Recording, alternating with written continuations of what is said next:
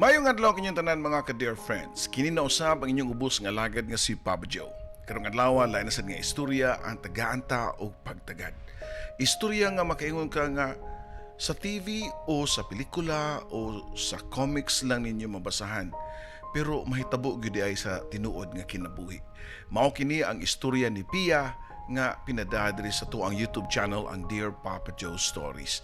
Sa atong mga kaigsunan diha nga wala pa maka-subscribe, please subscribe and click the notification button para ma-notify mo sa mga bagong istorya nga atong idalit kaninyo. Sa mga nangita sa mga daanan natong istorya, inyo sa nang makaplagan sa ato ang line channel ang Katabi with Ate Gems. Unya i-subscribe o i-click lang sa ang subscribe button mga or ang notification button mga ka-dear friends. Unya kung ginasa mo nga mopada sa inyo ang kaugalingong suwat, ayaw kalimot pag-send niya na sa papajoesuperb@gmail.com or i-check ninyo ang video description below para sa kumpleto nga email address. So dito maglangay, I'm sure excited na mo sa itong mga istorya nga makahatag inspirasyon sa ito ang kinabuhi. Dili lang sa Dear Papa Joe Stories. Oh, dear Papa Joe, tagapayo ng puso. Sa bawat kwento, ikaw ang sandalan ko. Sa pag-ibig, sa sakit, sa pangarap at saya, ikaw ang tinig ng bawat nag-iisa. May iniwang sugat, may bagong simula sa mga liham. Hinahanap ang pag-asa sa bawat kwento mong pinakikinggan. May aral at saya na hindi malilimutan.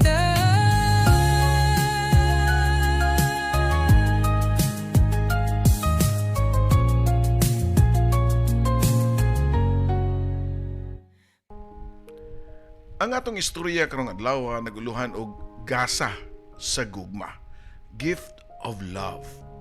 Ang tinuod nga gugma bisan unsa pa kahasol ang dalan makakaplag gyapon ni og paagi nga mugiya sa duha ka mga kasing-kasing nga andam mudawat sa usag-usa. Walay labot sa kahimtang, walay gipangayo nga baos ug way gipaabot nga sukaranan. Kay ang gugma nga tinuod kanang way gikatakda. Mao na ang pinakadakong gasa nga mahimo nimong madawat sa imong kinabuhi. Dear Papa Joe, una sa tanan, mayong adlaw kanimo labi na sa mga nagkadaghan na nimong mga subscribers. Nasayod ko nga ubay-ubay pod ang mga suwat nga gaatang nga mabasa nimo ug naghinaot lang ko nga mapilian nimo ug ma-edit sad ni Ate Gems ang akong suwat kay di bay ako hanas mo suwat. Wa sa ko maanad og love letters o ginaot pa nga magustuhan sa atong mga followers ang atong o ang akong istorya. Ako day si Pia, usa ka katabang kanhi sa dakbayan sa Lapu-Lapu. 23 anyos ang edad. Og maanyag. Charot, Papa Joe. Well, ingon sila. Di man gidunta ko no ko bagay sa akong trabaho pero para nako wa na si tsura kung gutom na ang tiyan nato. Matud pa sa akong mga higala nga may matakuno ko nga murag tubig sa suba nga malinawon apan puno sa kahayag sa mga damgo. Well, mabalak noon man sad ni sila nga ako mga kaila, Papa Joe, kay sama na ako gatubo sa ni sila sa mga probinsya. Sa sayo pa napugos ko og papangitag trabaho sa syudad sa Lapu-Lapu aron matabangan na ako nga akong mga ginikanan sa Bohol. Kaya lagi sama sa uban nga mga istorya publisad ang among kagikan. Ug napokoy mga igsuon nga angay sad na akong nga tabangan. Ug samtang manrabaho ko sa usa ka pamilya, maghatagan ko sa akong mga ginikanan sa akong sweldo. Ug samtang naa ako didto sa Basak, Lapu-Lapu, Papa Joe, dito sad nako na ila-ila si Eric nga usa ka delivery boy nga perming maghatod og tubig sa balay sa akong amo. Sa sige namong kita, kana maghatod siya tubig kada adlaw o sunod adlaw, nagkasuod gyud ni Eric. Maayo kay siya, kay joker man sad kayo siya nga pagkalalaki. Dili boring. ug kugihan pod nga sama nako nga dayo sad sa laing probinsya. Hangtod sa kagabi human sa pista sa mong barangay, nagkaagdahay mi nga manuroy ug magsuroy-suroy, mag-stroll-stroll. Nya atol sa to nga Domingo ug day off nako. Mao to nga nangadto mi ilawom sa Mactan Bridge. Naglami among istorya tungod sa beer nga among gipalit sa usa ka convenience store. Hangtod nga nagkabugnaw na ang kagabhion ug gibati nako ang kasweet na ni Eric diri kanako. Iya kong giyagbayan hangtod nga gihagkan. Wa na makagwanta si Eric sa iyang giingon nga, "Piya, manlakaw ta na. Mamalinta og lay lugar. Kay tugnaw naman kay diri oy. Matunugan unya ta." Matud pa niya Papa Joe og nitubag po ko nga, "Asa?" Pero sa kong nauna Papa Joe, clarix na kayo nga asa ko niya dadan. Kay klaro man sad nga niandar na ang rabies sa lalaki. Kina siya gipahikap na ako nga talagsaon, Papa Joe. Mauto nga, sakay sa motor nga hinuhaman pa niya siyang amo para sa dinaliang delivery og tubig na nuod mi ni Eric sa kamotel diya sa may paho Lapu-Lapu. Dito, nisugod na si Eric sa iyang pagromansa kanako. Ug ako sa kumbahin, wa makasabot. Kay siguro tungod sa gahom sa beer nga among giinom. Siguro plano gyud ni Eric tanan. Nakasala gyud mi. O sa laing termino nimo Papa Joe nga nalapaan gyud sa leon ang inosenteng karnero. First gyud nako, first nako siya tanan Papa Joe. Padayon namang kasuod ni Eric Papa Joe pero wa lami magpahalata sa akong amo basin masuko kay gitugon baya sila nga dili ko pauyab-uyabon sa akong mga ginikanan diha sa syudad kay daghan kuno mangingilan kay kini nga akong amo distant relative man pod sa akong mama. Pero mao na ginaingon nga mo resulta gyud. Niabot ang adlaw nga naay kausaban na ang akong kinabuhi. Kay wa ko duawa sa ko ang binuwan nga bisita. Mao di ay kinasudlan ko Papa Joe. Namabdos ko. Sa diyang nibawan ako nga buntis ko, ako din gipahibaw si Eric. Sa akong kahimtang kay gikulbaan ako. Ako din siyang gitawagan sa iyang cellphone. "Hello Eric, palihog ko sulti bi kung unsay plano nimo sa atong relasyon." Matod ko pa. "Ngano man, naunsam day ka?" Tubag pa niya sa pikas linya nga murag wala lang. "Mabdus man ko Rick." Unya nitubag po siya Papa Joe nga, "Ayaw lag kabalaka." Panagutan ko na. Misali ko kang Eric. Sa iyang gingon nga, "Ayaw lag kabalaka." Mo nagiingon ni Eric yun nako. Panagutan ko na. Mo nagisilsil nako sa kong nahuna. Total, kung papahawaon ko diri sa akong amo naman sad si Eric nga musagop nako. Kay dadon jud ko sa ilaha siguro. Papa Joe, bati nga balita ang ako nasayran nitong mga nisunod nga mga simana. Kalit na lang, nga nawa si Eric. Wa na mitubag sa akong mga tawag o sa akong mga text. Wala na, mubalik. Gibiyaan ko niya. Nibiya siya sa iyahang trabaho. Samtang ako, nagkurog sa kahadlok o kalisang. Sa kalisod sa kahimtang nako Papa Joe, gitawagan na lang nako ang ako mga ginikanan. Uban sa dako na kong pag-ampo, og nisulti ko og bakak nga nila. "Ma, pa, magminyo na misa kong uyab." Sa sinugdanan nakalitan ang ako mga ginikanan pero nagtuura sila nga okay ra. Sakto naman sa ko sa edad og nakatabang sa ko nila. Mao nga wa na lang sila magsukit-sukit ug unsa ba. Nagtuo sila nga malipayon ko ug nag-andam na gani sa among kasal. Apan na tinud Papa Joe, nagkaanaman na mo kabugat ang akong dughan. Akong gibasol ang akong kaugalingon sa bugo nga kaugalingon sa gugma, sa kaihas sa gugma. Mao kung naay mga batanon diri nga naminaw, di gyud ta magpadala sa mga bulatik ug bulog sa gugma. Siguro tinud-anay ang gugma ni Eric diri kanako Papa Joe. Pero wa lang siya baruganan. Kaya di siya andam siguro. Ni-try pa kong contact ni Eric, basin pa man og mausab ang iyong unahuna og salbahon niya ang akong kahimtang. Pero wag yung mutubag sa akong mga tawag sa iyahang cellphone. Siguro, gaili siya og number. Wala na say update si Eric sa iyahang Facebook. Meaning, wa na ko'y malauman pa ngadto niya. Sa una-una, Papa Joe, ang akong tiyan, usa katimaan sa kasaypanan, bunga sa binugo nga desisyon ug wa planuhi. Ug usa ka gabi nga hilom kaayo, nilakaw ko. Human ako nga madungog nga miabot na gani di ay sa Facebook sa among mga silingan nga excited sila sa akong kasal. Kabaw na biya mo sa probinsya, Papa Joe. Invited ang palibot. Kinabalita man sa akong mga ginikanan nga kaslunon ako. Unya, kabalo na biya mo sa mga marites. Milakaw ko paingon sa Marcelo Fernand Bridge. Sa akong kamot, gibit-bit na ko ang suwat sa pasaylo. Sa akong tiyan, akong giyup-huwap tungod sa bata nga nasa sud nini, ang usa ka kinabuhi nga way sala. Sa tinod lang, wa ko masayod sad ug unsay naa sa sud sa akong utok niadto. Gusto lang ba kumuhanghap ug preskong hangin, pero sa saming gayon, gusto na kong hunungon tanan kay di na ko kasulbad sa akong problema. Mo nga nagbuhat ng kudaan og suicide note. Basin di ayo madayunan. Sa takna nga andam noon ta ko nga muluksot, chud, Papa Joe. Actually, wa pagod na. Napalan ko sa railings pa ato. Gagunit lang ko.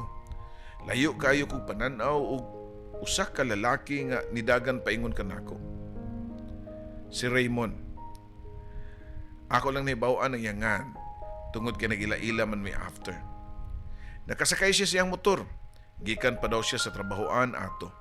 Sa dihang iya kong nakit-an nga hubag kayo nga akong mga mata og mabdos ang iyang pananaw nako tungod sa akong lawas. Daplin sa tulay nga layo kayo ang pananaw nako nga sobra bang kahingangha nga tungang gabi naman kadto. Nakakuha daw ni siyang atensyon tungod sa panagway sa babae nga sa tan-aw niya andam na gyud mulayat sa taytayan. Miss, ayaw, iyang singgit rin ako. Samtang paspas kini siyang nidagan. Paghuman niya og gunit sa kumbukton dito ko sa daplin, napahilak. Nihilak ko pag-ayo, Papa Joe. May gani, gamay ra ang nangagi ato og nalaan na siguro mi nga manag-uyab nga nag-away. Mao nga wa na lang siya nang isyuso nga uban nga mga nangagi didto. Gihupay ni Raymond ang akong abaga, giyup-huwap niya ug nangutan na siya nako. Ngano man, unsam day imuhang problema? Gitugan ako ang tibuok kamaturan. Ang pagbuntis, ang pagpanlimbong o papamakak nako sa akong mga ginikanan, ang kahadlok nga mapahiya ko sa mga silingan.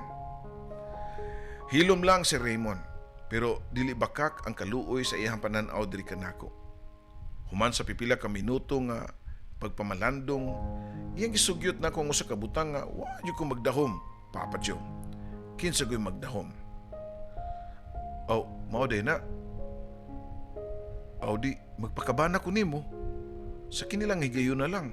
Hangtod nga mahibawan sa imong pamilya nga wa ka gibiyaan sa lalaki. Di ko maghinambog pero kung gusto nimo nga luwason ang bata, mutabang ko. Walay sala ang bata nga naa sa imong tiyan ug ang pagpakamatay di biya na sa solusyon. Matod pa niya, Papa Joe. Unya, mao ra gyapon, inikahuman biyaan gyapon ko nimo.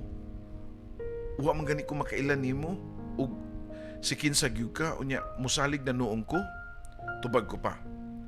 Pero ni pasalig man gyud siya nga kung may tabo man, at least klaro na ang akong paminsar.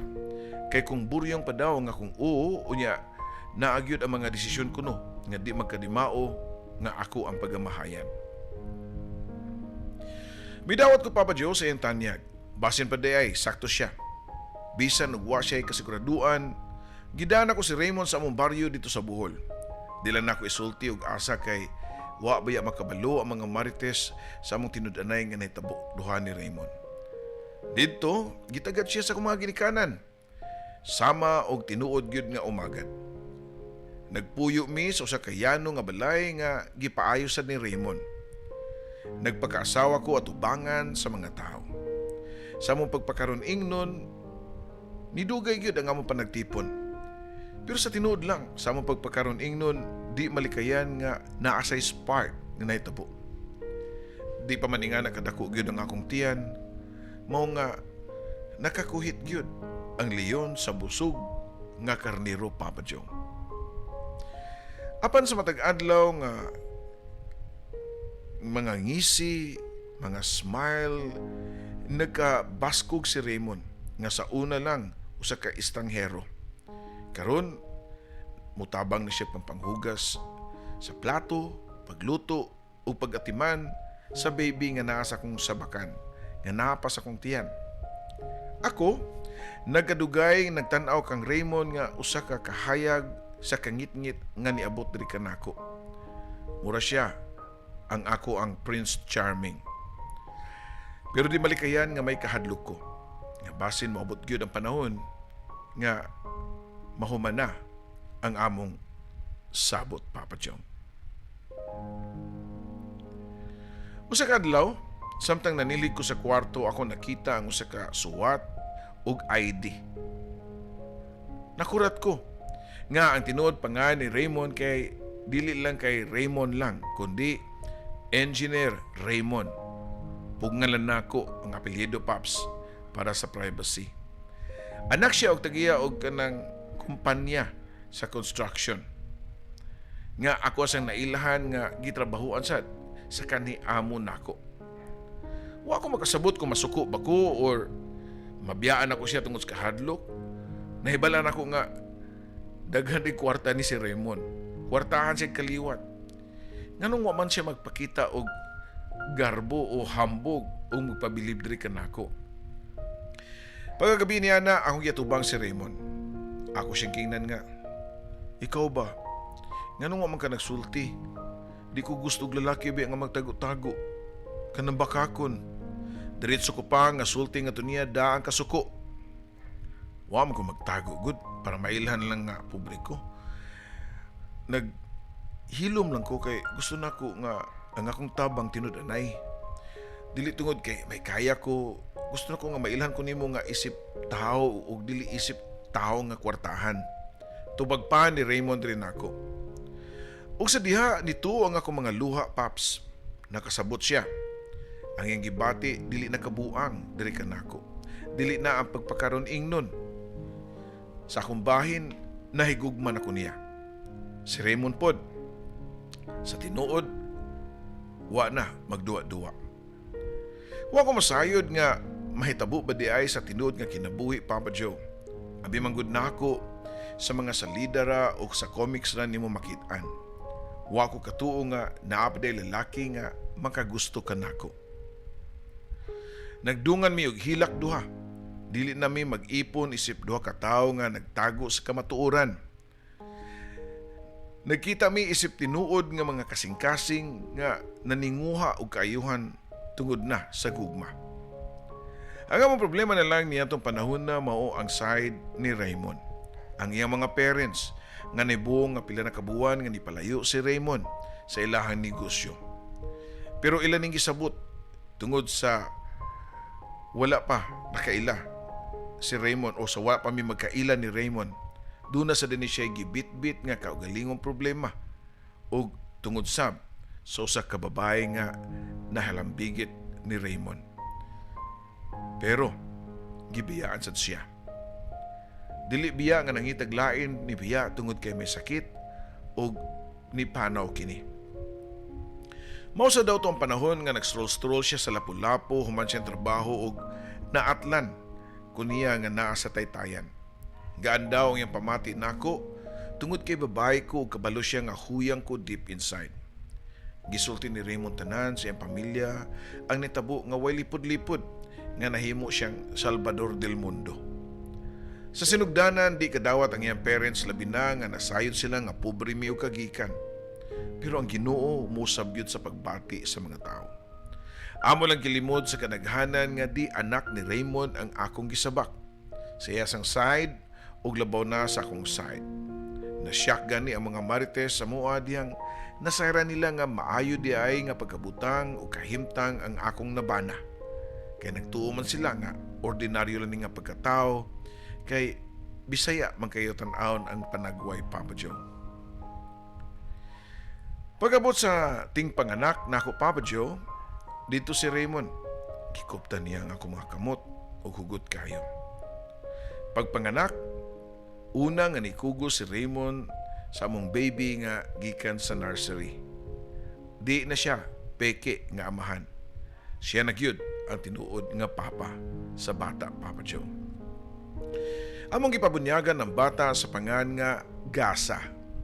Simbolo sa kinabuhi nga nag-uban sa duha ka kasing-kasing nga wa gikatakda nga magkakita apan gidalit sa tinuod nga gugma. Sa balay sa Lapu-Lapu nga gipatukod ni Raymond para kanamo kay namalik na mami og Cebu kay nibalik na sad si Raymond sa ilahang negosyo. Maghapon mi nga magtambay sa sawg o magtan-aw sa among anak nga magduwa-duwa basta day off ni Raymond. Ako, usa ka ginikanan, asawa o babay nga nakat-on nga bisan sa ilawom sa kasakit, ang tinuod nga gugma magapadayon og magapasalamat kaayo mi kay gidawat man sad ang among anak sa mga ginikanan ni Raymond isip tinuod nilang nga apo. Sa mga ginikanan ni Eric dako ko og pasalamat. Labi na nga bugtong rang anak nila si Eric. Ug ang napakapangangha pagyud namo kay si Gasa nagtubo nga buutan nga pagkabata ug sasama na maglihok-lihok sa iyahang papa ug ang mga mannerism iya sad nasunod ngadto ni Eric. Murag si Raymond siguro imong gipasabot ani day. Si Eric ang katumantong nakapamabdos nimo. Karon sa pagsuwat nako aning akong kaagi Papa Joe kay talianak na sad ko sa manghod ni Gasa nga usa ka baby girl based sa ultrasound ug plano na mo nga hinganlan siya sa angga nga gugma. Sa laing bahin Papa Joe, ang akong mga ginikanan sa Bohol kay wa na sad maglisod kay natabangan naman sad ni Raymond. Raymond lagi tungod lagi ni si mong pagsuwat. Labi na ang akong mga manghod nga mao'y nagbantay ug nagduma sa among gamayng hardware sa Bohol. Papa Joe, nasayod ko nga mubuo ni ang akong istorya. Sa ako nang gikaingon, pasensyain ninyo kay di ko kamao mo istorya ug mosuwat. Salamat na lang sa pagbasa nimo nining akong kaagi nga hapit na unta kong mapawong pero giduslitan pagbalik sa gugma. Tungod ni Raymond. Tinuod nga Ginoo mutubagyod sa tao basta magpabilin lang kaniya. Kini mo magtatampo, Pia. Daghang salamat Pia no. Mo gingon nga gugmang tinudunay. Ang klase sa gugmang nga way pagduha-duha, walay bakak ug walay kondisyon. Kini ang gugma nga nagtan-aw sa imong tibok pagkatao ba. Sa imong mga sayop, kasakit ug kahuyang ug gigugma kagihapon, dili kay tungod perpekto ka, kundi tungod kay ikaw mao ka na. Ikaw, you're just being yourself. Sama sa gibati ni Raymond nga kang Pia nga bisan pa sa iyang kahimtang wa siya gilaglag o gihatagan og paglaom. Sa gugma mo nagingon nga kining gugma nga wa sa plano, wa sa lista sa damgo ug wa sa orihinal nga direksyon sa kinabuhi apan nisud sa panahon nga pinakinahanglan gyud ka nimo mutumaw lang sa kasing-kasing nga sama sa kahayag nga kalit lang nga mulusot sa dag-om ba. Sama sa panagtagpo ninyo o panagtagbo ninyo ni Raymond, wa kini gikatakda pero natukod lang gihapon ang panagiusa sa tunga sa inyong kasakit. So mo nagingon nga meant to be mo. Sa atong mga kaigsunan diha, usahay natay gipangayo sa atong labaw nga mga gahom pero dili sad niya ihatag diha dayon. Doon na gyud ay rason. Unya naasay kagipapun na ka pero kalit lang mahagbong ang grasya. So again, sa mga kaigsunan nato nga nagtan-aw, hinaut pa nga nakahatag kinig leksyon nato nga di gyud magbasta-basta. Hunahunahon gyud na ninyo kung sud mong relasyon. Tanawon sa na ninyo ang mga red flags para way pagpasol nga mahitabo. Salamat kayo sa tanan natong mga subscribers ug mga nagpahipi lang di ang wa pa ka-subscribe sa inyong pagsuporta sa atong YouTube channel. Kini usab inyong ubos nga lagad, Papa Joe.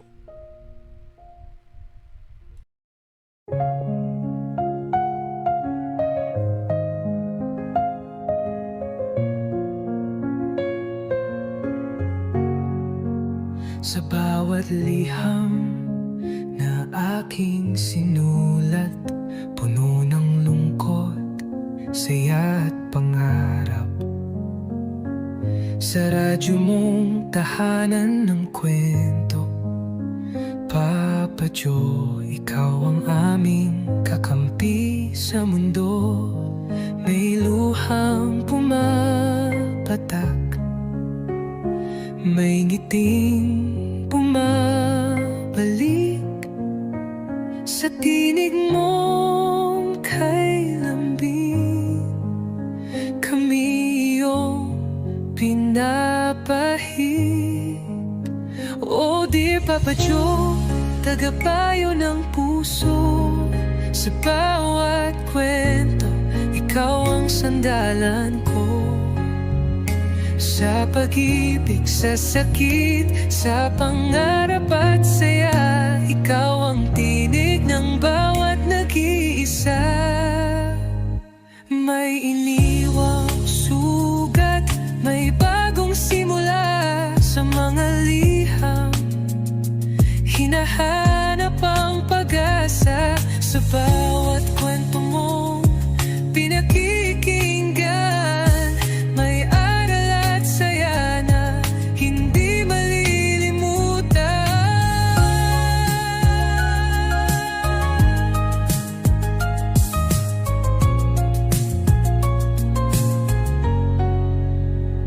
May iniwang sugat, may bagong simula sa mga liham. Hinahanap ang pag-asa sa bawat kwento mong pinakikinggan. May aral at saya na hindi malilimutan. May luhang pumapatak, may nginting bumabalik sa tinig mong kay lambing. Kami iyong pinapahid. O dear Papa Joe, tagapayo ng puso. Sa bawat kwento, ikaw ang sandalan ko. Sa pag-ibig, sa sakit, sa pangarap at saya, ikaw ang tinig ng bawat nag-iisa.